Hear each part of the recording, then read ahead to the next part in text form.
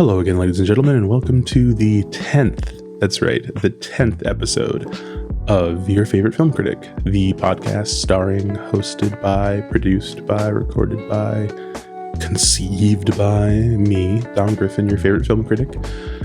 And I just want to say, I did not think we were going to make it to 10 episodes. I don't want to sound self-defeating, and I don't want to sound like, negative about myself or whatever, but I've wanted to do this podcast for like over a year. Was I think around the first time I thought about like I should do a pod, and if I did do a pod, here's how I'd do it.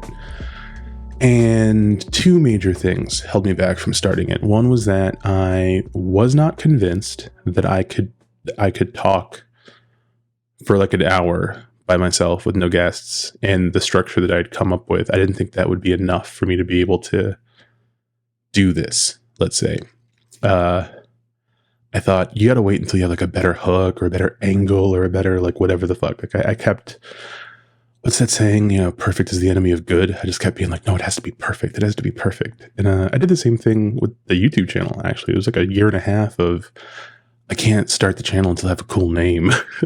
And that was just an excuse to not do things. You know, there's always an excuse to not do things, right? So that was one big reason why I was like, I don't think we're going to do the pod. I don't know. I don't think it's right.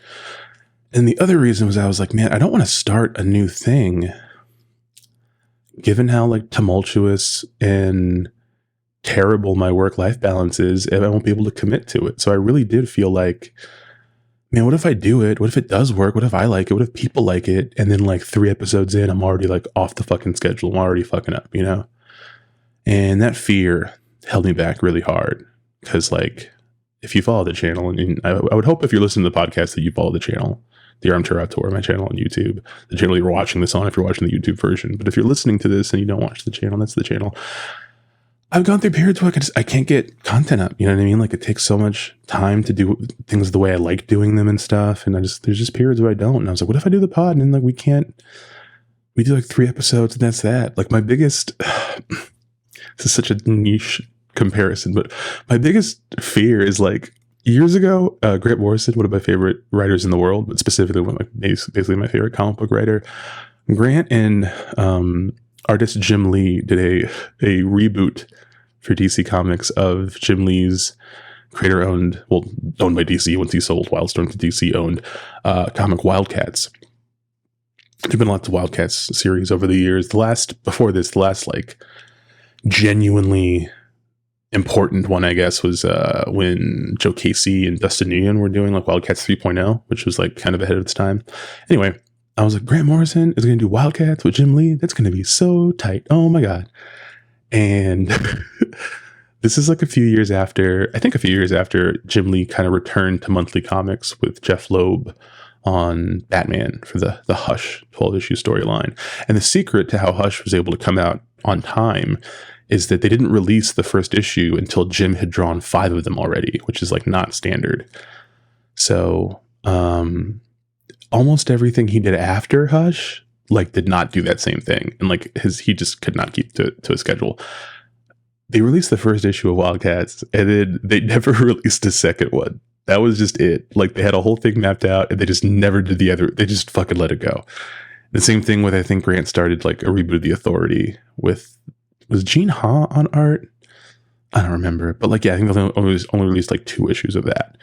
So like, it's silly I'm not trying to compare myself to those 2 legends, but in my head, I'm like, what if I put out the podcast version of Wildcats #1 and we end it with like Grifter killing a bunch of aliens and yelling in German or something. And then there's just never another one. And it'll be like this thing. It'll just be sitting there like, oh, remember that time that Dom started a podcast and didn't follow through? Fuck. So here we are, episode 10 now. 10. This is the 10th week in a row, assuming nothing bad happens to me tonight when I have to upload this, that this episode comes out on time. I've been coming out at noon every Friday this is the 10th Friday. And, it feels really good. 2023 has not been great to me. I've not been great to 2023. There's not been a lot of things that I can say I'm proud of this year, unfortunately. better luck next year, champ. But this I'm extremely proud of. And the first few episodes, I felt like I can't believe I'm like telling myself I'm proud of like you talk for like an hour and a half once a week, and then you like put it on the internet. What are you doing? But no, I don't feel my personality type. I have a tendency to be like only fake proud of myself, like a level of proud of myself that I can present to people so that they don't think I'm insane. But like on the inside, I'm not really proud. I'm just like, I don't want everyone to think that I'm like the worst to myself, which I am. But this time, no, this is like legit. This is like this is a shoot, brother. I'm really proud that we made it to the 10th episode. I feel really fucking good about it. And I can't wait to do more. Like, I don't know, like this was not a really fantastic week. This was not a very good week. I didn't watch that many movies. Not that many things happened in the news. So this might be a shorter episode than the last several. We've got some great questions at the end of the pod, though, that I'm pretty excited to answer. But one thing I promised myself is like, look, Dom, it's going to be you by yourself with a microphone and no one around to like reel you in, which is probably pretty important. And you sort of committed to not really editing it, just letting this be like one big take, you know? I think I've edited out like 2 bits. I had like a coughing fit at like episode 6 or something. I think I cut that out. But otherwise, like if I bump into my mic arm or like I like whatever, I just leave it in. Like I just feel like it's more natural this way. But one thing I promised myself was like, dude, you have no one around to police you but yourself. And you don't have the best self-control in the world.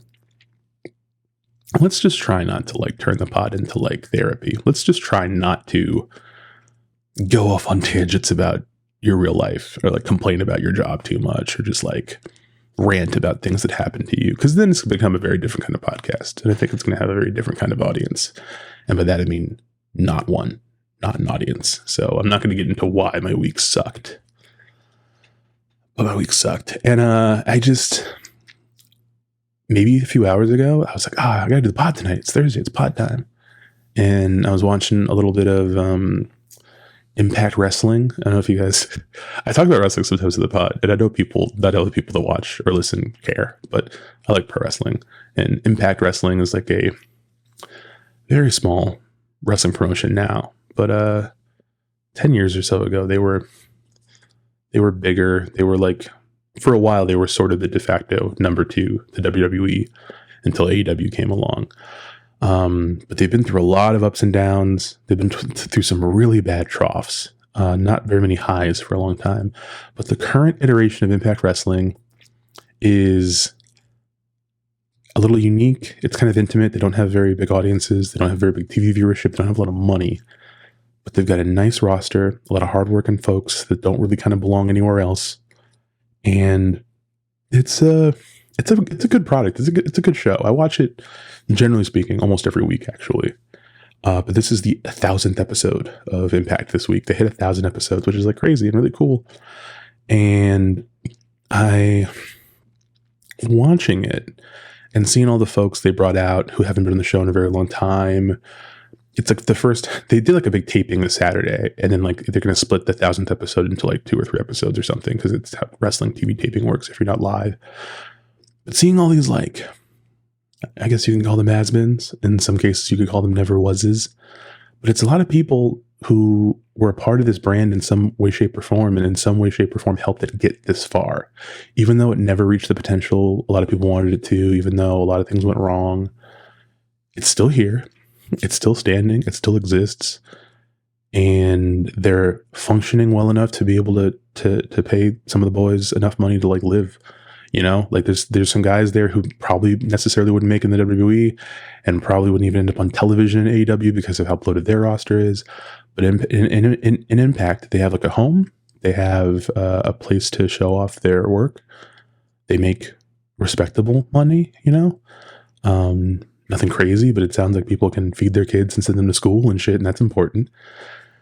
And I don't know. I was not in a podcasting mood, I guess, earlier. I was just kind of like drained from this week. I've been in a really bad mood a lot of the last like 7 days. And I've been angry a lot, which I don't like being. I don't like being angry. It makes me feel very uncomfortable. It's not an emotion I'm good at processing. So I end up expending a lot of energy controlling my anger. And then what ends up happening is I just like make my stomach hurt. So like a lot of things this week have really fucking pissed me off. And I don't like letting people see me get angry. I don't like being angry at people. It makes them viscerally uncomfortable to actually see me angry. So I just end up kind of like sublimating it or whatever. And then what ends up happening is I'm just like kind of mildly annoyed all the time and like vaguely nauseous. So that's how I felt earlier. I had a very annoying day.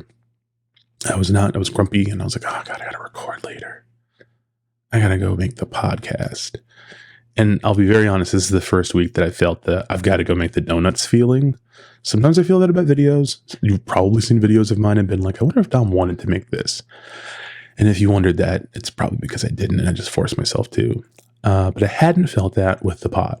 I hadn't felt that yet. And I was hoping to never feel it because I hate that feeling. But today I was kind of feeling it. And I was like, dude, it's the 10th episode. You can't loaf on the 10th episode because you're in a bad mood. Grow the fuck up.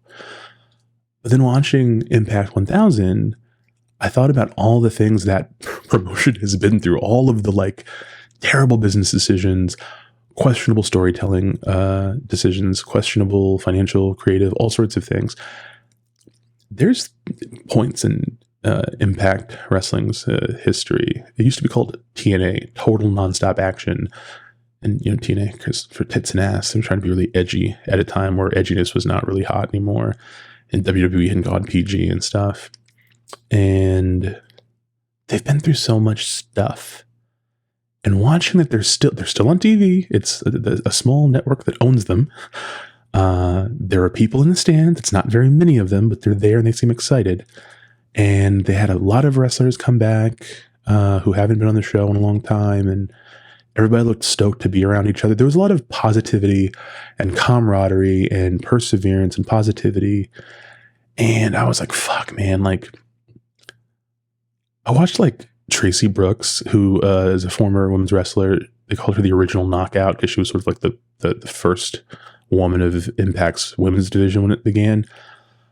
She hasn't wrestled in 12 years. And she had a tag match with her husband, Frankie Kazarian, and they wrestled. Fuck, I actually already forgot who they wrestled. But it was like an intergender tag team match, mixed tag team match. And they announced that they were going to put Tracy in the Hall of Fame, in Impact's Hall of Fame. They have a Hall of Fame at Bound for Glory, which is like their version of WrestleMania. I guess like their big show. It's not that big, but it's their big show. And they showed a video package about her going to the Hall of Fame, and they cut back to the ring, and it was her husband, Kazarian, with her, and their son, who's like 12. Like, she became a mom and then quit wrestling. But she got in the ring. She hasn't fucking wrestled in public in like 12 years, not on television in 12 years. She was a little clunky, but there's a lot of ring rust. But she like did the damn thing, and you could tell she was stoked, and you could tell her son was proud of her. And it was really beautiful. It was really beautiful. And I was like, man, like, fucking Tracy Brooks can get in here for probably not much of a paycheck and take some bumps tonight for the 1000th episode of Impact. I think I can put on my big boy pants. I am not wearing pants, but I could put on my metaphorical big boy pants and do the 10th episode of this podcast. Like, it's not that hard. I like doing it. I genuinely enjoy it. Now that I'm recording and I'm happier that I'm doing it, I'm glad I'm doing it. And I'm glad that hopefully people are listening to it. And yeah, so I don't know. If you can take anything away from the pod and me, it's that a lot of times when you don't want to do some shit, especially creative shit or like content making or whatever the fuck, whatever you call what you do. If you're a painter, see, I bumped into the fucking thing again. We're leaving that in. We're leaving it in. If you paint or you sculpt or I don't know, you make TikToks about pasta recipes, whatever your thing is, whatever it is, you're going to get burnt out from time to time. You're going to not want to fucking do it. You're going to want to give up. You're going to want to go do some other shit. Oftentimes the thing you want to do is going to be completely fucking pointless and a waste of your time. But like you'll want to do not what you need to do. Okay. And I just want to tell you that it's really important that sometimes, look, it's important to listen to your body, right? Like if you're really, really fucking tired or trodden down or something, sometimes it is best to like not do anything. You know, don't be too hard on yourself. Give yourself grace. But sometimes you don't want to do some shit. Just fucking do it. Just like fucking get up and do it. I think, I don't know if I talked about this in the pod, but like a few months ago, I had a day where I had like, for a little while there when I was still kind of trying to get a video out every week before the pod, I would have essentially like one day of the week that like I could make stuff. It was usually like Tuesdays. It was like all day Tuesday. You need to fucking figure it out and have a video ready to upload by Wednesday morning. Whatever happens that week, you just figure it out. And I had a Tuesday where I was like, I had a lot of laundry to do. I had a lot of cleaning and I had a lot of just adult bullshit, right? Adult bullshit that I had to do. And I did not want to fucking make any content. I'd already had some notes for a video I wanted to make, but I didn't want to make it. And this happens to me sometimes. I get very close to making something. And I go, fuck it. I'm not gonna. I really wanted to say fuck it that day. I was so tired. I'd had like, I don't know how many days in a row of work without a day off. This was my only day off. And I was spending it like scrubbing and folding and taking notes for a video that I didn't want to make. But I forced myself to fucking do it. Okay. And I did it. And it was my video about the weekend's show, The Idol. It was a video about The Idol, and it ended up being my most viewed video literally fucking ever. Previously, my most viewed video was a video about Master of None Season 3, and it had like, I think it had like 15,000 views, and that was over the course of like a couple of years. This video, I think, hit like 70,000 like a couple of days. It was huge. It was like, I mean, for like other channels, it would not be huge. 70,000 views, I don't think it's like that big a deal to bigger people. But to me, it was humongous. It was insane. And the response was great. I didn't get very many people being shitty to me, which is surprising. Every other time I've had a video go outside of my like sphere, it's usually like a lot of negativity. People making fun of my eye, my weight, whatever. And like, it's just like, whatever, that's fine. People on the internet are terrible to each other. It doesn't really bother me that much. But people were like mostly nice. It was mostly nice people. It was like pretty good discussions for the most part in the comments and stuff. I don't think I responded to a single comment because everyone was just having their own conversations. They didn't really need me for it. And I felt really good. I felt really proud of that shit. I got like a bunch of new subs and like all off a video. I didn't want to, I could have like that whole day, I could have finished all my like chores and like adult stuff and been like, all right, I'm going to fucking eat pizza rolls and watch TikTok. But I didn't. I made a video instead and it turned out really good and I was really proud of it. So the moral of that story is just sometimes it's good to push yourself. Most times it's actually good to push yourself. There's only like rare occasions where you really should just be like, nah, let me cool out. Let me not do shit. Let me just rest. You know, don't like overexert yourself. Don't work yourself to death. I'm going to see my doctor tomorrow. And the last time I saw her, she was just talking about like, you know, stress can kill you. You know that, right? Like being stressed all the time, you could die. And I was like, no fucking bedside manner here. You're just straight up. You could die because you're so stressed. I was like, thanks. And she was like, no, we're gonna work on it so you don't die. And I was like, that doesn't fucking sound encouraging, but okay. So now, like every time I find myself like overexerting myself or pushing myself too far, or spreading myself too thin for too many people, I just hear her in my head like, you're gonna fucking die. You're just gonna die. And I was like, okay, I guess. Hey man, I'm sorry, I can't come through and do that thing. I don't want to die. My doctor told me I might die, and this is stressing me out. So that's about as autobiographical as we're going to get on the episode today. So we'll get into the real episode. We'll get into the real shit. We only have a couple of things to talk about for the news section. I only had like 2 things I wrote down. I had more, and then I was like, I don't have anything to say about this shit. I'm just going to be repeating headlines. My one thing is I don't want the news section of the pod to turn into like bad late night TV. Like, you know, certain like Leno, when like Leno was still the Tonight Show host, there would be episodes where he was just reading headlines and then there were no jokes. He was just like, yeah, this happened today. Right. It's crazy. And it would be like, yeah. And he'd be like, yeah, nothing. Just fucking nothing. I don't want to do that. I want to be like Jay Leno. In any metric, really, other than, I guess, wealth, maybe, whatever. Fuck Jay Leno. Anyway, so there's only 2 things. One thing is I want to talk about, I guess you can call this news, film festival FOMO. Okay. I'm a film critic. I've been a professional film critic for like 10 years now. I've never gone to a film festival as a critic. The closest I've ever come is like years ago when I was writing for DCist. I got to cover a few festivals and I didn't go to them. They just like sent me movies. And one was like a horror themed festival. That was actually really cool. I got to watch a bunch of interesting horror movies in like a 2-day period. And then I've done 2 or 3 like, what do you call them? Like sort of like cultural festivals, you know, like this is a bunch of movies from like Africa. This is a bunch of movies from like Spain, like that type of thing. But I've never gone to one. I've never just gone to a festival and like done festival coverage and stuff. And most of the time, I don't feel like I'm missing out on anything. Most of the time, I'm like, I'll see these movies eventually. People that go to festivals always talk about how harried it is and how kind of stressful it is running around, trying to see all the different movies and stuff. And we all know about how people will see movies at a festival and overrate them, and then come to the rest of us and we're all like, what the fuck were you talking about? Especially like Sundance the last seven. There's always movies that you're just like, what? You guys really like this shit? And it's like, because there's an aura of being at the festival and being with people and everyone reacting to stuff. So it's like, there's like a perception filter around it all, you know? So I've never felt that, like I was missing out. But I was feeling some fucking FOMO this time. It was like twofold. Part of it is like, Monday I was at work and I was working out the show time schedules and stuff for my theater for the week. It's like a really big thing you have to do it's like run a movie theater. And I also had to do them for best friend is on vacation. So I was doing for his theater because he's missing a bunch of I'm not getting the fucking inside baseball of it, whatever. I had to do 2 theaters worth of show times and stuff. And I have to, every time I do that, I have to go back and forth with the company's head film buyer. And oftentimes it's a lot of back and forth, and she's on West Coast time and I'm on East Coast time. And sometimes like it can be like Mondays can be very long for me. That's all I'll say.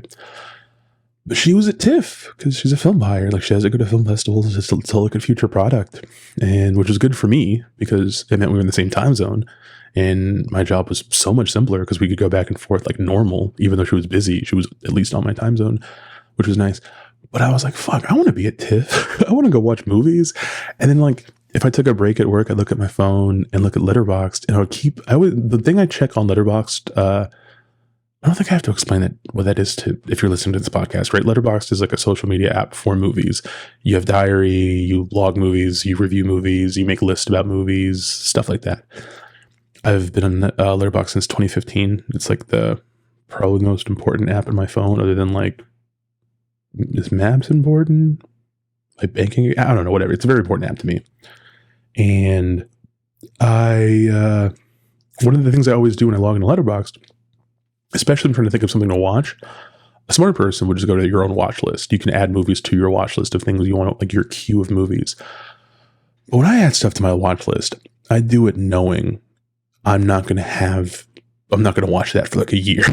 Like I genuinely know that every time I go add to watch list, I might watch that movie in 2 to 3 years. I know that I don't use it as like an immediate queue. That is sort of like a someday down the road. It's almost like a time capsule for me. I just bury movie titles in the yard, and then future generations of me will watch. They'll go, oh, hey, let's watch this movie. So I don't check my watch list or my queue. I don't have one really. I just check popular with friends. I don't check popular period because it's fucking useless, but popular with friends is just what is popular among the people that I follow or follow me or whatever. I don't know how the algorithm works. And a lot of times that shows me like little trends and stuff. Like, you know, like there's amongst my friends or people I follow, there's little different groups of people and different people with different types of taste. And sometimes all the guys I follow specifically because they watch rad action movies, there'll be some action movie I've never heard of that they've all logged, and it'll pop up and I'm like, oh, okay, I see. Vice like that, Brandon like that, I gotta check that out. Or like there might be like a movie that's like very soft and tender and emotional, and like all of my favorite crier friends have like given it 5 stars. I'm like, oh yeah, we gotta feel something later. Let's watch that. But around fucking film festivals, a lot of people I follow are real critics, and they go to, not that I'm not a real critic, I gotta watch that. they go to these festivals, you know, and they log the movies they see. So like, I'll see a movie, go, oh, that sounds rad. And then I'm like, is this streaming? I'm like, oh, it doesn't have fucking United States distribution yet. No, it's not fucking streaming. It doesn't, no one knows when this is coming out. It's at a festival, and hopefully someone buys it. Probably fucking Apple or Netflix, whatever. So that was really annoying this week because I kept wanting to watch things, but I couldn't make decisions about what to watch. And one thing I don't do that I think people who are friends with me would like me to do is when I want to watch something, but I don't know what I want to watch, I should reach out to my friends specifically and be like, hey, what should I watch? And have them just give me recommendations. The problem is I'm really moody. I'm a very emotional, moody person, even about picking movies. So I don't want to put someone in the spot, like, give me a movie to watch, and then go, watch this. And then I go, never mind. I don't want to be a dick. I want to be like, oh, what do you think I should watch? And they tell me, and I'm like, I don't agree with that. You know, like really bad memes about like your wife or your girlfriend or your partner being hungry and her not knowing what she wants to eat, and then you have to go back and forth. That's me with movies. I'm really bad at making decisions. So, but I feel more comfortable making movie watching decisions based around, I guess, algorithmic peer pressure. And then algorithmic peer pressure was showing me movies I couldn't fucking watch. So it was very annoying. Every time I'd see a thing that goes, that sounds neat. That sounds cool. And I was like, oh, you can probably watch this in March, maybe, depending on who buys it. So I fucking hated that. That pissed me off. And I wished I had been at a festival this week. There were so many things I did this week and had to do that I did not want to do. And every time I was doing one of them in my head, I was like, I could be at a festival right now. I could be walking around with a little Moleskine writing notes about movies. I don't do that at the movies. I'd never do that. But I don't know, maybe at a festival I'd feel compelled to. Maybe I'd get a special pen, like a pen I really like that has like a really good pen feel. And I'd watch my little movies, and then later I would not be able to read my notes because my handwriting is disgusting. My handwriting is foul. If my handwriting had a stench, it would smell very bad. As a visual thing, my handwriting is like looking at the fucking Ark of the Covenant. Like I have horrible handwriting, so if I did have a Moleskine, I couldn't read it later.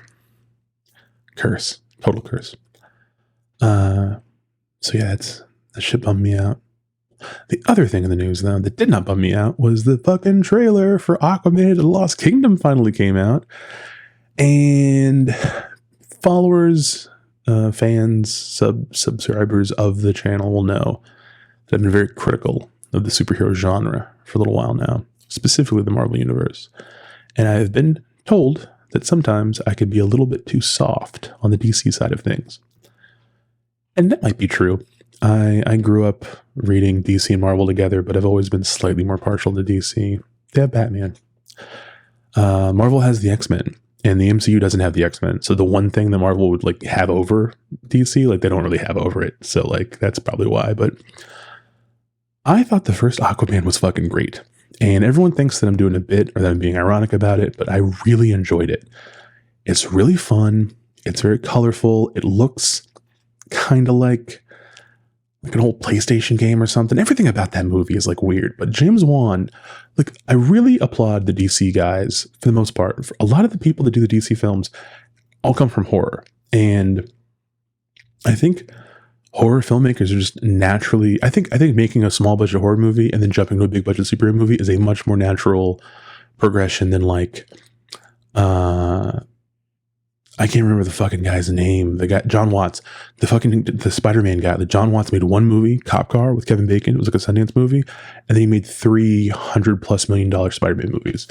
Like, that's not a natural fucking progression. You know what I mean? Like, James Wan has made Warner Brothers so much money in various capacities without spending a ton of it.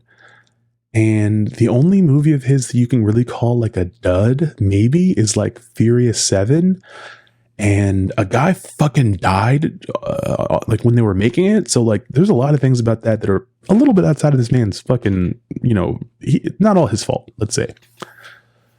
And a lot of that movie's really good too. Some of it's fucking horrendous, but some of it's really good. So, but I like Aquaman. I thought Jason Momoa was really good. I thought Nicole Kidman, Willem Dafoe, Patrick Wilson. Patrick Wilson is like that guy is so clutch at being like, at just understanding the assignment. He's not pretentious. He's very, in some ways he reminds me of Paul Newman, which is a little bit weird to say maybe, but he just comes to work and just does good shit. I don't think he's bad in any movie. I don't think Patrick Wilson's ever been bad in a movie. So I really enjoyed Aquaman. I'm like, look, how can you be bad in a movie that has an octopus playing the drums? That's the fucking coolest thing. What, like, if you don't like this, what's wrong with you? So even though this is the last official non-gun-averse DC movie, and it sounds like it's been through even more reshoot fuckery than The Flash. And based on the trailer and the tone, it's probably not going to be a good movie. It's probably not going to be good, right?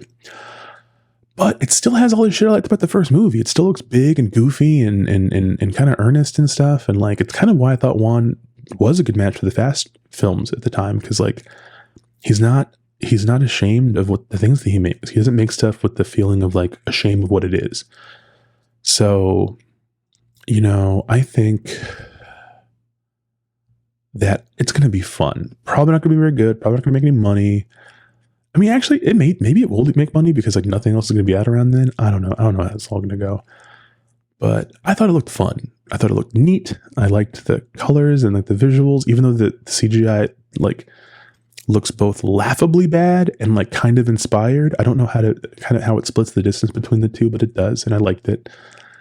And I don't know, man. I might be an Aquaman and the Lost Kingdom truther. The only thing I heard from James Wan about making it was he was really inspired by a Mario Bava movie called Planet of the Vampires that I watched. And like, I don't remember any of it.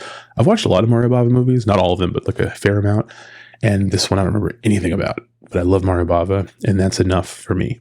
I know we joke about superhero movie directors being like, this was heavily influenced by the Parallax View, or, oh, this is really inspired by this thing. And we're always like, that's not true. You're lying.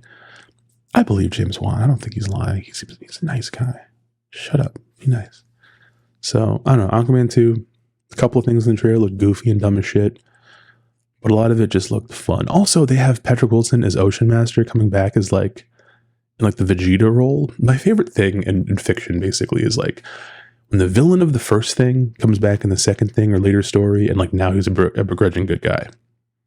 No matter how unrealistic or unbelievable it is, I eat that shit up. It's my favorite thing is like, you were bad, but now this guy's badder and we have to team up. I fucking love that. It's my fucking favorite shit. So the fact that they got Patrick Wilson in there with a beard and long hair, no shirt, stabbing evil fish people and stuff, I'm like, oh yeah, no, this is...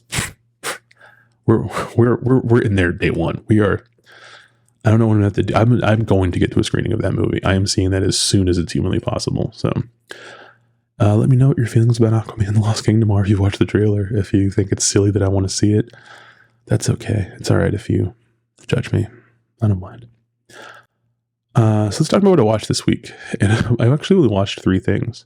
And one of them is a rewatch. One of them is something I reviewed that's not coming out until next week. And one is something I watched because I didn't have anything else to watch. So we'll get into it. So I rewatched Teenage Mutant Ninja Turtles Mutant Mayhem on Friday. I think it was actually like maybe right after the pod came out. Last week's episode of the pod. And it holds up really well at home. I actually liked it even more than the first time I saw it in theaters. And I'm just going to say it. I think it's better than Spider-Verse. I think I liked it more than Across the Spider-Verse, and I quite liked that movie. But Mutant Mayhem is so much more like satisfying. It's really fun. The heartfelt stuff feels really good without like overdoing it. Like there's just parts of Spider-Verse that are just like, okay, we fucking get it. Like, so much of Spider-Verse to me feels too much like it's made for the animation to cinema crowd. The people who are like, animation is cinema, it's real. And it's like, okay, yes, it is. But none of them say that to mean that like, hey, there's a lot of people doing animated work in all sorts of genres all over the world, and we should pay attention to it. It's like animation is cinema because the children's movie that I like a lot is really good. It had very realistic depictions of anxiety or whatever, so it's important. And like, I think those things are important. I think they're really good, but it is not fun to have conversations with adults who seem solely interested in trying to legitimize entertainment for kids. Even if like you like that stuff, just say you like it. You don't have to try to make it like, no, this is like the real shit. It's like actually like this is like the real ass shit. You know, I guess grow up a little, maybe, you know. And it's coming from a guy who fucking 45 seconds ago was like defending Aquaman 2, you know, sight unseen. So that's you got to really interrogate yourself on this. But anyway, you know, like there's parts of Across the Spider-Verse that feel so heavy and like kind of maudlin and like a little bit overdone and a little bit like too epic. I'm like, this doesn't have to be fucking 2 movies. This idea does not need to be 2 fucking movies. You guys are yanking my chain.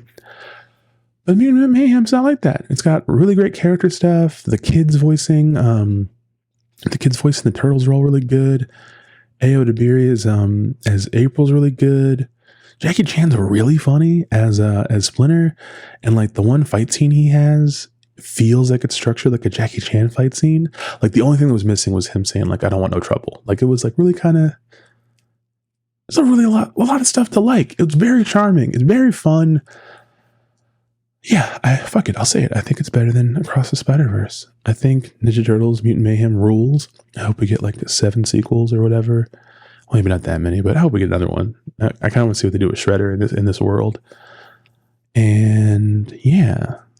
So I did that. That was nice.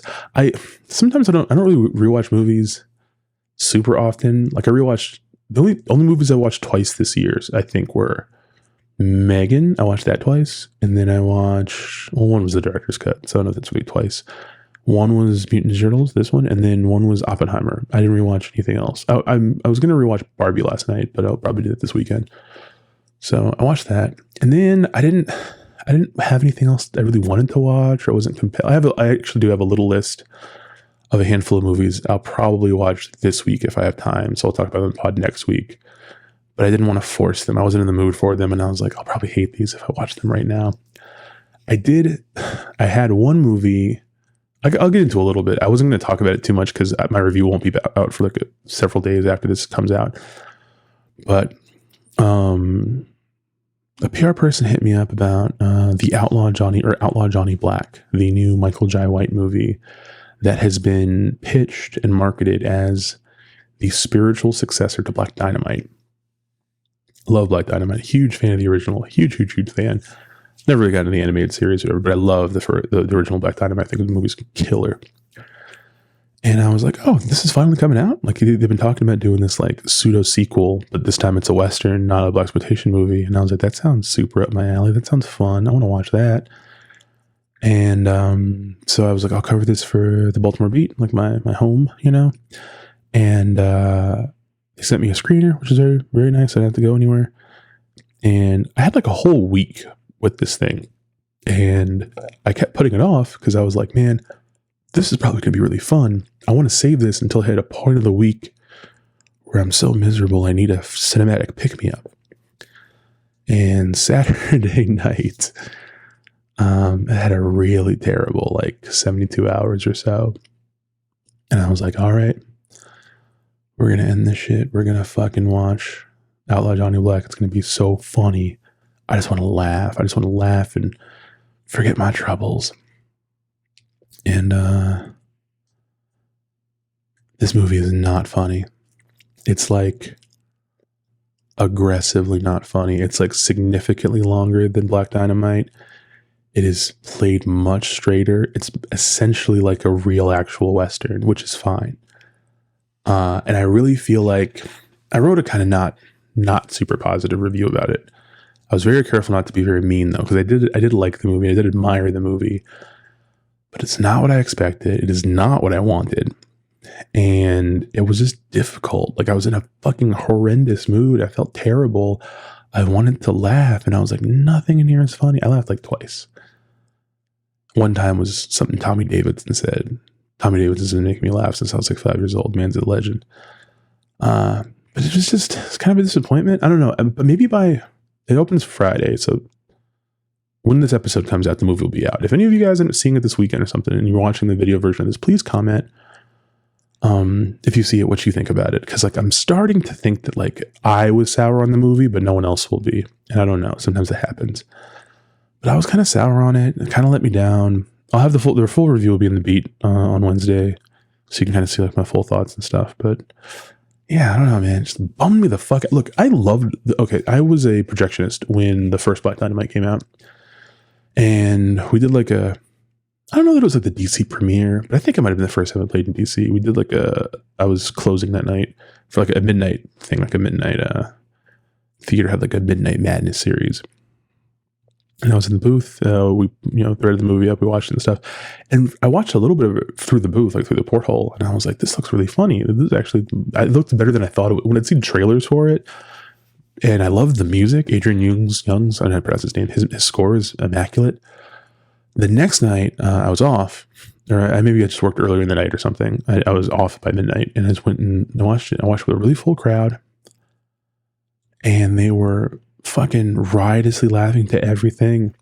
I've only had like maybe 3 times in my life that I got to watch like a black movie with a like black crowd. Like in Quentin Tarantino's book, his memoir, or whatever the fuck you want to call it, Cinema Speculation, he talks a lot about how he essentially grew up going to black theaters and watching blaxploitation movies with black audiences and how important a role they play in the movie, which explains so much about him really. But this happened to me once when I saw Hustle and Flow, like opening night at Reston Town Center, with my friend John and this other guy that John knew. I don't remember this guy's name. I haven't talked to or seen this guy in years, so I don't want to like casually sound rude about him, but he was a character. And he was like white. He was one of those white guys that like almost exclusively has only black friends. He had very strong Michael Rappaport energy, is all I can really say. And me and John met up with him and some of his friends. And we went to like a sold out show of Hustle and Flow Friday night at Reston Town Center. I think we're Reston Town Center. We're there at Worldgate in Herndon, one of the two. I don't remember actually. I know we weren't. Yeah, I think it was one of those 2 theaters. But we went, and John, I'm reasonably sure is going to listen to this, so you can just like text me later if I'm wrong about the story, because my memory's fallible. This is definitely pre-sobriety. We went, and the crowd was so raucous. Like there were people like during the trailers, like arguing from like the back to the front of the theater. I remember a guy came in with like his girl and was walking around with her like he was showing up to like a race scene in like Fast and the Furious. It was just so wild. But I met this guy's friends, and the guy was like, "Oh, you guys are gonna like these dudes. Like, they're like they're into nerdy shit like you guys are." And I was like, "Okay, cool." Even though like John's not a wrestling. He's not like a nerd in any other capacity really. I guess some other things. And I'm a pretty big nerd about a lot of things. But these guys were really into anime, and the guys would be like, "Anime?" And this is like 2006, I think, right? And I was like, "Yeah, I like anime." And he was like, "Oh, but do you watch Naruto?" And I was like, "No, I've never actually seen Naruto." Again, this is 2006. This is like before Naruto became like as big in the States as it is now. And he was like, "Oh, okay. So you're not hardcore though." And I was like, "I'm sorry?" He was like, "You like anime, but you're not hardcore. You don't watch Naruto." And I was like, "Yeah, I guess that's probably a fair assessment. I'm not hardcore. I'm not that diehard about anime. I'm still not to this day." But the guy just continued to press me and try to gatekeep a thing that I didn't say I was into that much anyway. Like, "Oh, but you don't watch this. You don't watch this." And I was like, "Motherfucker, I'm just here to watch Hustle and Flow, man. I just want to watch this fucking movie. Shut the fuck up." It was an experience. But the people's reactions to that movie made it like, and that movie was like Rocky. That movie was like the most important big thing at the time when I watched it. It felt so big and good. And seeing Black Dynamite in 2009, this is like 2009, I think, or maybe really early 2010. No, it had to be late 2009. It was 2009. With a black crowd and like the reactions to stuff and laughter and everything, it was great. This is perfect. This is like a really good. I really wanted to maybe recapture that watching Outlaw Johnny Black, and I didn't feel none of that. I was really bummed. I'll rewatch it again later, maybe when I know what it's going to be, and see if I like it more as a straight movie. I think the other great, absolutely great, black movie-going experience I can think of is not to sound very traditional. I went to a press screening or like of The Foreigner, I think it's called. It's Jackie Chan and I almost said Timothy Dalton, but I meant Pierce Brosnan. I'm fucking wrong. It's it's Pierce Brosnan, and he's like the bad guy, and like Jackie Chan is like, it's like a Taken style movie, but with Jackie Chan instead of Liam Neeson. So it's like Jackie Chan like hunting people using Jackie Chan skills. It's like Dark Phoenix Jackie or whatever, and it's a pretty fun movie action wise. Looks really good. I think Martin Campbell did it, and I could be wrong. Fact check me. I'm not gonna look it up. But the crowd, I think I've talked about this before, maybe not on the pod, but a lot of times, especially in the DC area, if you go to a press screening for a movie, there are press screenings where it's just press. They're the only ones that go. And it's just like maybe 30, 40 of you, maybe in like a 150 seat auditorium, you kind of spread out. Or this is a preview screening that like normies are invited to, and there's like a little section for press. So what happens is this little middle section, like the prime seats, are all roped off just for press. And then all the back row seats and all the front row seats are just random people that got invited via like the radio or email blast or whatever. And for a lot of movies, often, especially action movies, a lot of those, the audience that shows up is like 99% black. And you get this weird thing where it's like every audience is kind of like an Oreo. There's like blacks in the back, blacks in the front, and these white, predominantly like older white people in the middle. And the way they were reacting to this movie was so tight. Like there's so much passion and fervor and laughter, and like the way they reacted every time Jackie Chan punched somebody. It was like watching the movie in 3D. It was so intense and so cool. I had a similar experience, I guess, when the Protégé came out, but not as intense as this. These people were like, you never seen Jackie Chan fuck people up in this specific way. I feel like he's always kind of an underdog. Watching Jackie Chan be like a Charles Bronson type, I don't know, they did more of that. That could have been great. I don't think this movie made a lot of money though. So yeah, that's a lot of tangents to avoid having to be specific about why I didn't like Outlaw Johnny Black. But the only thing I watched this week was I was like, you know what? Let me try to watch like something that I know my friends have vetted and told me is good. So I have several people in my life to where like if a majority of them say something is good, I will watch it because I can trust that like it's a cross section of people. I'm not going to explain my formula, but it's like there's a lot of math that goes into it. It's like, okay, if like, all right, like this friend and this friend and this friend, they all agree on this thing, it's got to be good because I know they wouldn't agree on these other things. And I especially got to vet my man Justin. I love Justin so much. He has a real tendency to suggest that I watch some shit that he knows I'm going to hate and he knows is bad, but he just wants to see my reaction to it. He's got me a lot of times. So now whenever he fucks with something, I always got to be like, I got to make sure Justin's not fucking with me.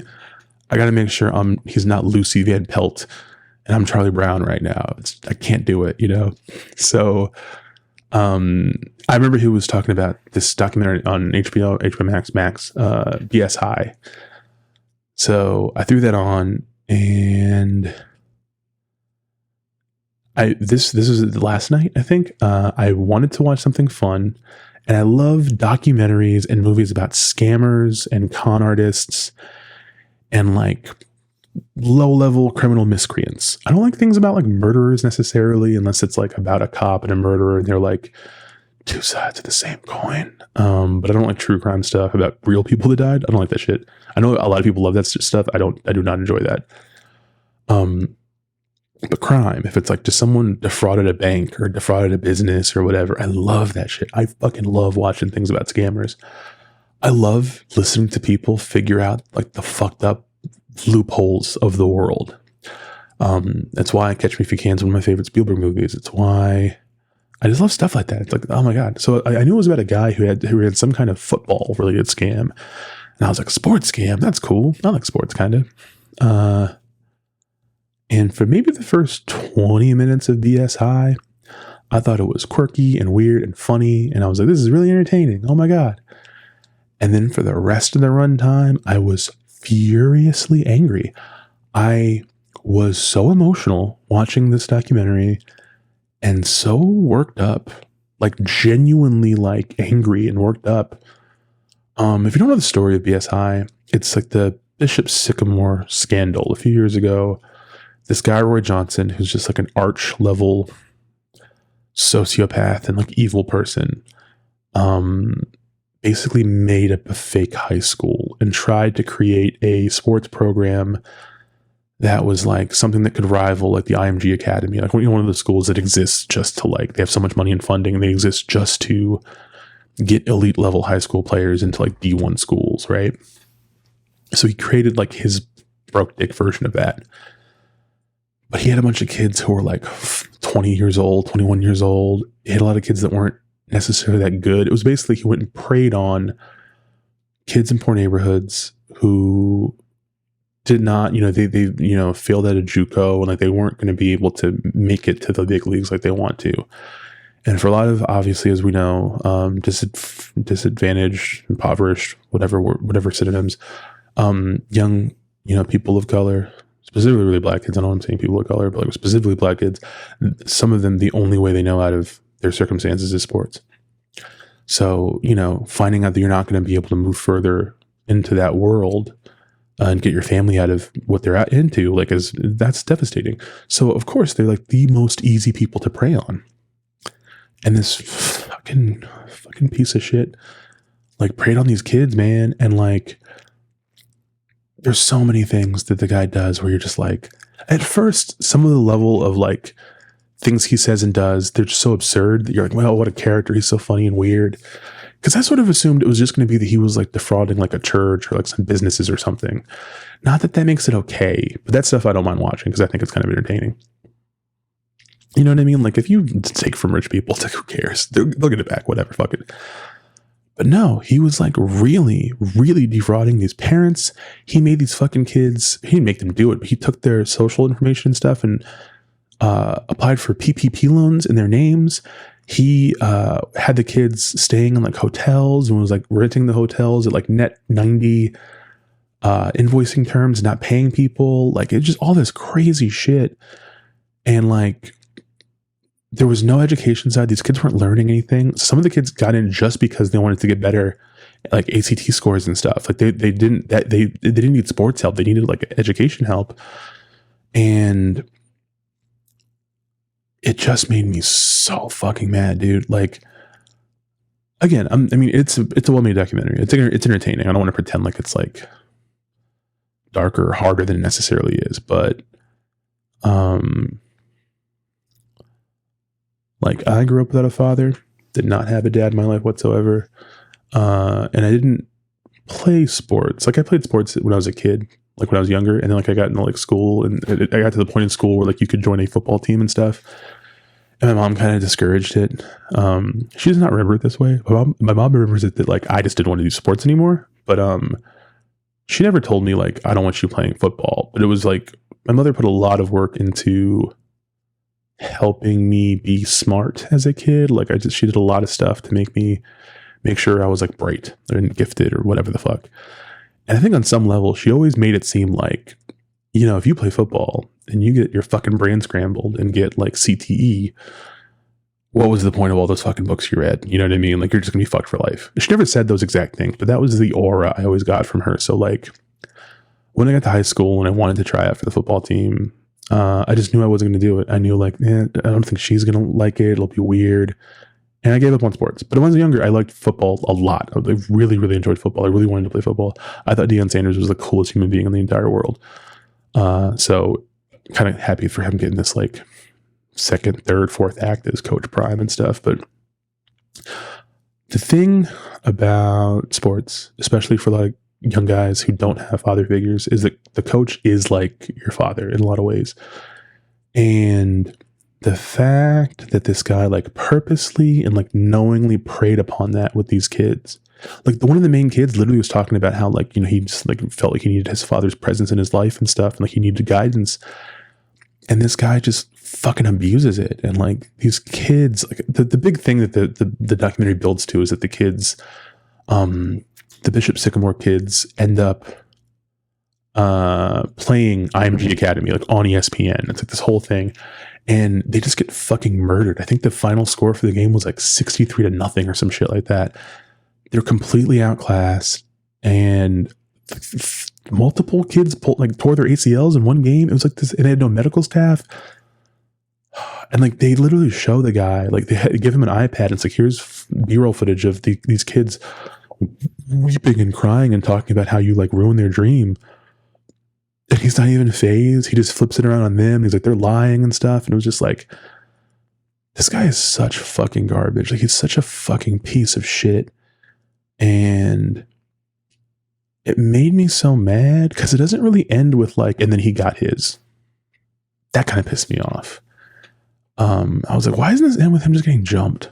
You know? And I mean, like I said, like he's a character, and before you really see the full scope and breadth of what he's done and how he did it, like this will probably make a really good fictional movie at some point too. Like some actor's gonna have a fucking field day with the Roy Johnson part, but it just made me so mad, man. Like some of these kids, like I mean, they had a part at the end showing where all the kids ended up, and some of them ended up in better situations, and some of them, you know, gave up on sports, but they have like other real life pursuits they're trying out and stuff. And it's like almost every adult who used to be an athlete has a point in their life where like they have to give it up. And then like for the rest of their life, that's always a thing in the back of their head. Like maybe they start to remember them being better than they really were. And they think about like, man, I would have been drafted this year and I would have played with this person. This, you know, this stuff haunts them, right? But it haunts them on their terms. Like they, maybe through an injury or something, or whatever circumstances, it just didn't work out. But seeing these kids who had the opportunity ripped from them and they didn't do anything. This guy did this to them. This guy fucked their lives and nothing bad's happening to him because there's no recourse for a lot of the loopholes that he exploited. There's like a local athletic commission investigator who's like one of the main characters of the documentary who unraveled a lot of this stuff first. They keep cutting to Roy Johnson, this fucking prick, being like, well, show me the law I broke. Wait, what law did I break? If there's a law, I wouldn't be in jail. And they cut to this investigator guy, and he's like, there are some laws that do not exist because the people that make them would never believe anyone would be unscrupulous enough to exploit them. Like, you know what I mean? Like, it's a lack of imagination. That like, I didn't know someone would do that. I didn't know you could do that. I guess technically it's not illegal, but it's so fucking wrong. And yeah, that shit had me so heated. So I watched 3 things this week, and like one of them was like fun, and then one of them was a disappointment, and then one of them made me want to fucking punch somebody a bunch of times, like in the throat.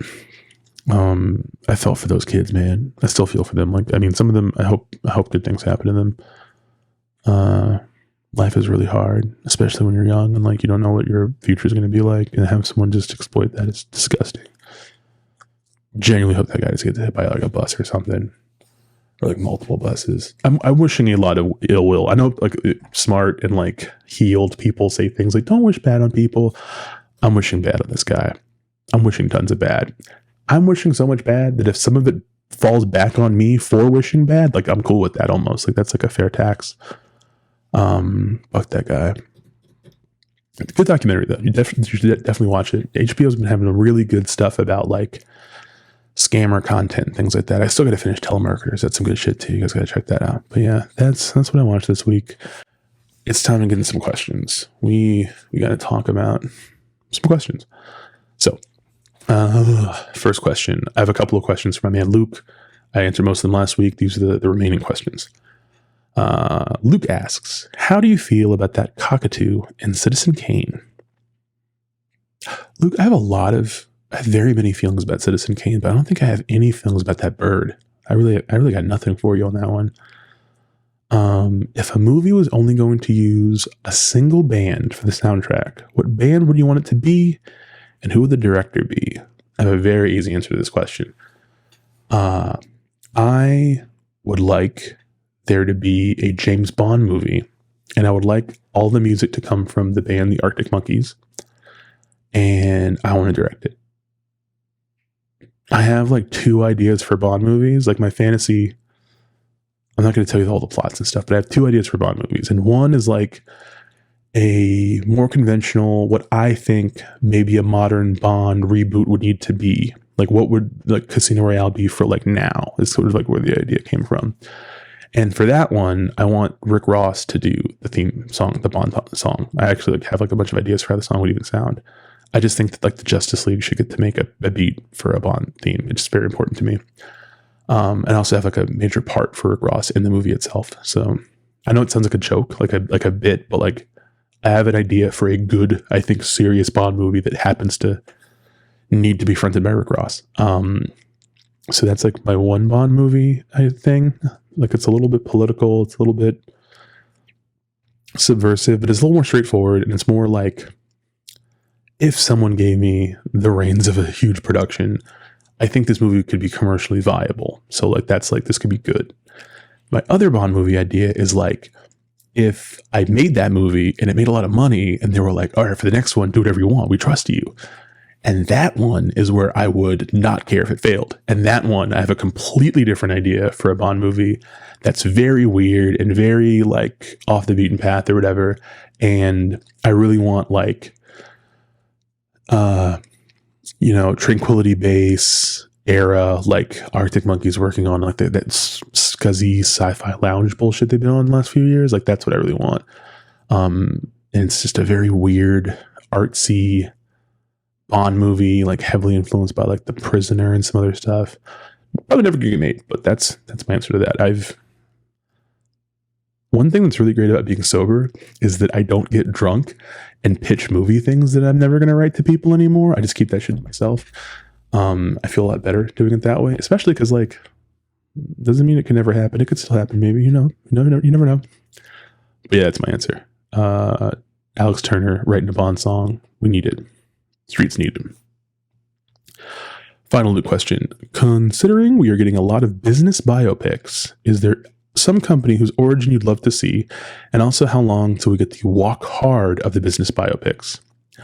So, Luke is 100% right here. There's been a lot of movies that's just like, how did this company come to be? And I don't know if that's all tracing back to The Social Network or something, but like BlackBerry this year was really good and underrated about the history of BlackBerry. Lots of movies like this. I didn't watch that Flaming Hot Cheetos movie because it sounds like it's just made up. So like I'm not watching that. Not that being made up is bad necessarily. I'm just saying like as a based on a true story thing that's completely made up, that seems pointless.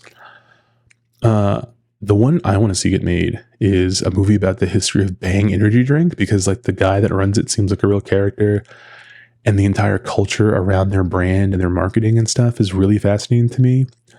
And I'd like to see a movie about that. I don't even care who makes it, honestly. Even if it's bad, even if it's like a Lifetime movie, like a Tubi movie about Bang energy drink, I would watch that. Very fascinated by them. And as far as like a parody thing for it, I would only watch a Walk Hard-ish parody of these type of movies if the guys behind Walk Hard did it, because I don't like most genre parody movies, to be honest. Unless like early Wayne stuff was really good at it, but like everybody else that does it, it's always like really fucking lazy and shitty and cheap, and I hate it. But I think they do a good job. Thanks, Luke. My friend Jeff. Hi, Jeff.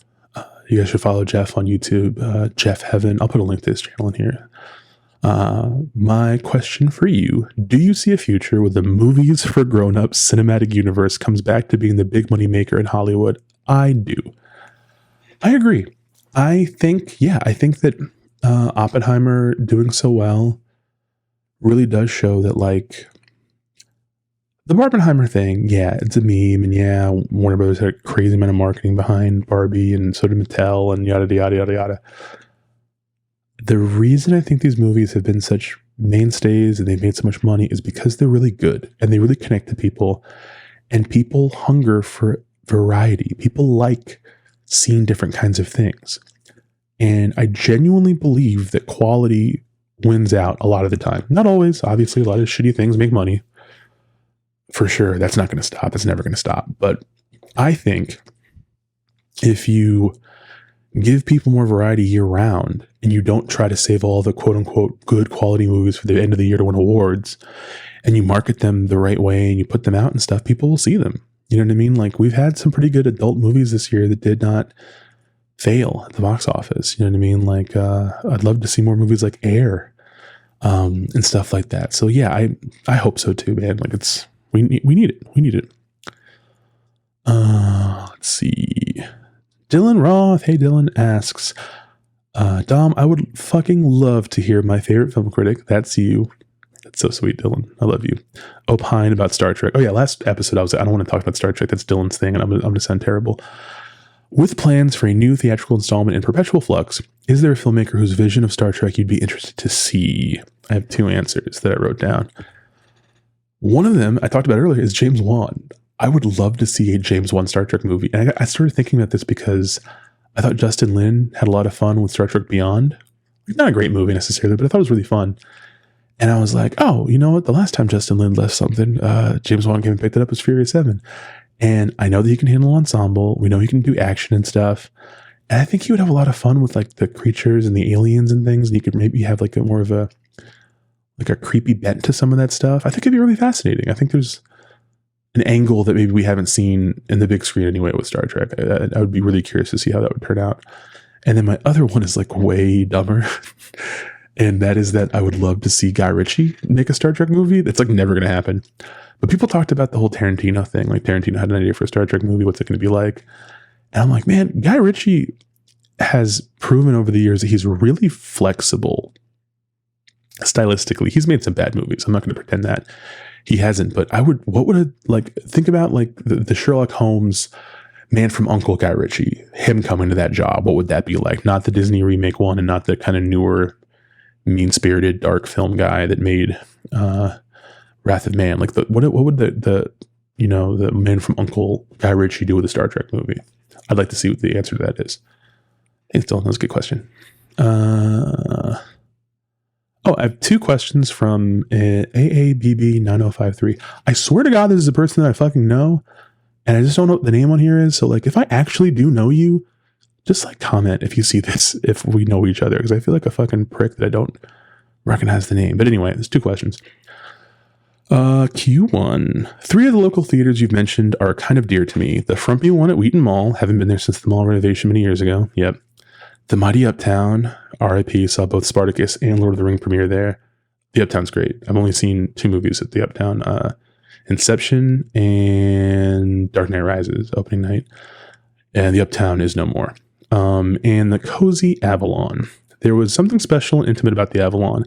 It sounds like the U Street Theater that you mentioned has a similar vibe, though I've never watched a movie there. Are there any other local screens I should keep an eye out for before they disappear? Okay, so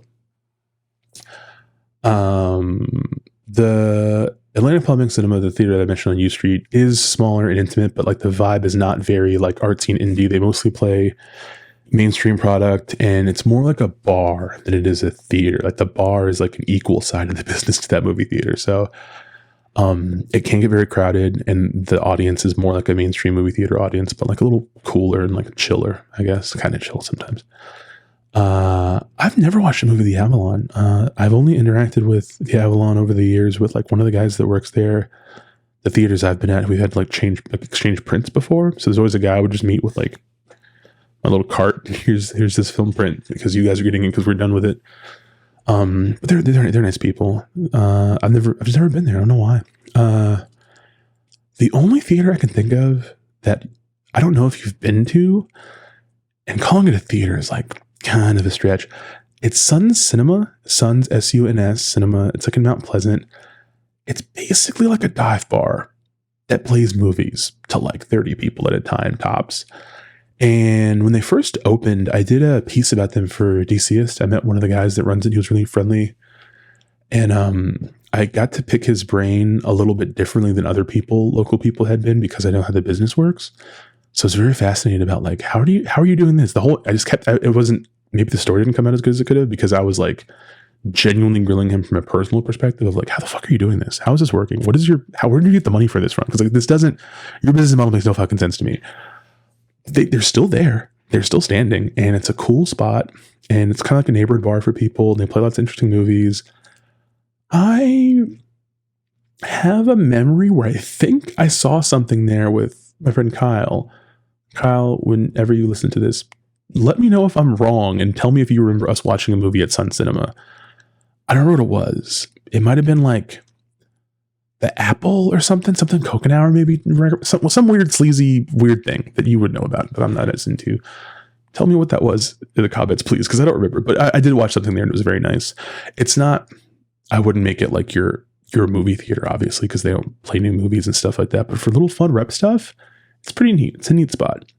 And then Q2, the Landmark Theater on East Street was my go-to for hard to find foreign language movies, but I don't see a lot listed now. And their Twitter feed has been dead for a year. Yeah, I have no fucking idea who runs social for them now. Any idea if Landmark has shifted focus over the years? Is there a place left for slightly niche foreign language releases? Unfortunately, the answer to that question is streaming services is where those movies go now. Landmark as a company has not abandoned art house and foreign product. In fact, even after their new rebrand, new CEO Kevin Holloway has insisted that art house product and foreign language film and all that stuff is still a core part of the brand. The only thing is, post-COVID, none of those movies make any fucking money. They just fucking don't. So you'll open a cool little foreign indie movie, and even if it's really good, nobody's going to come. Nobody will come opening week, and then you can't keep it for a second week. Screen space is precious, and unfortunately, to keep the lights on, you got to play whatever the fuck. So E Street plays movies they otherwise would never play anymore. Sometimes it works, sometimes it doesn't. Their rep program is still doing pretty good. They do a lot of private rentals and small screenings and things like that for independent people. So they still do little premieres and festivals and stuff like that. But in terms of first run,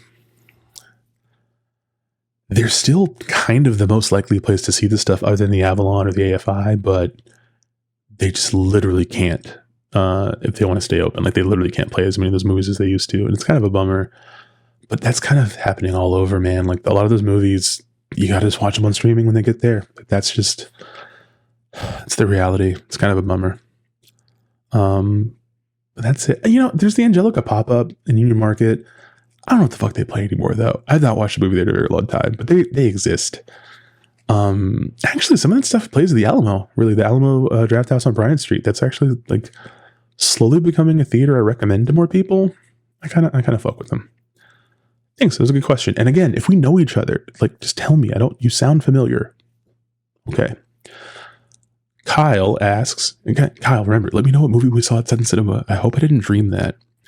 Kyle asks, what is one movie that doesn't have a sequel franchise that you think can benefit narratively from one? Inversely, what is one franchise you think has gone too far outside of any pure cash grab intent? My answer for a thing that doesn't have a sequel that I wish had sequels, I have two answers. One answer is the movie Ma with Octavia Spencer. I don't understand why we don't have 9 Ma movies. I would watch a new Ma movie every year. Of just Ma in different scenarios, Ma in different situations. Like, I want that documentary about the whole Nightmare on Elm Street franchise. I want to fast forward to the future where there's a documentary like that about all the Ma movies.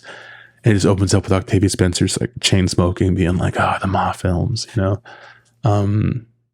If you haven't seen Ma, I'm not even going to talk about it, but just go see Ma. Watch it somewhere. I don't know where it's streaming. My other answer is, I really liked Cabin in the Woods. I know that movie is not a movie that's popular to like anymore because Joss Whedon's such a goober and a loser. I don't know what the fuck Drew Goddard's doing in his career, but I liked Cabin in the Woods a lot when it came out. I really liked it. I don't think Kyle likes it. As I'm saying this, I remember thinking you did not like this movie, Kyle, but I really enjoyed it. I read the script maybe like a year and a half before the movie came out because it like leaked on the internet, and I was obsessed with it. I thought it was really cool. And then I liked the movie's finished product. I feel like they could have made a few more of those. And they could have done it in different countries and explored different countries like horror tropes and stuff. I think it could have been fun. Probably would have been diminishing returns, but I definitely would have liked to see where they took that. And then as far as something that's gone too fucking far, you said not anything that's a pure cash grab, but I'm sorry, like fucking Star Wars. I was just telling someone yesterday or 2 days ago, there should only be one Star Wars. Star Wars should be it, and then nothing else. And every day that new Star Wars content comes out, I am proven further right. Just one movie, A New Hope, and then nothing. Society, you know the meme where it's like, society if blah blah blah, society if McDonald's brought back the snack wrap, and it's just like jetpacks and monorails. That's society if we didn't have any other Star Wars movies. All right, one last question for the episode. My man, Channel Not Found, asks, What is a movie that you think would be improved by a full letter grade simply by a single role being recast? I still believe Red Dragon would be way better if you replaced sleepy Ed Norton with Nicolas Cage as Will Graham. All right, first of all, that's really fucking good casting. I would love to watch Nicolas Cage as Will Graham. I would also love to see Nicolas Cage as the Tooth Fairy, but Ray Fiennes is very good in that movie. I wish Anthony Hopkins wasn't Hannibal in it too. I don't know who it would be, just somebody different. And really the one person you should replace from that movie is Brett Ratner. That's where we fixed it. But that's really cool. I never thought about that before. I wrote 2 answers. One answer I didn't really think very much through, but I mentioned 2 episodes ago when I watched Southland Tales that I think you could replace Justin Timberlake with Aaron Paul and it'd be great. There would have to be Aaron Paul like later than that movie was made. So that's kind of not a fair answer. My real answer, I'm very proud of, and it's because I know that close friends of mine have heard me make this rant before. So I'll just do a brief version of it because this episode's run very long. Batman Forever. I love Tommy Lee Jones.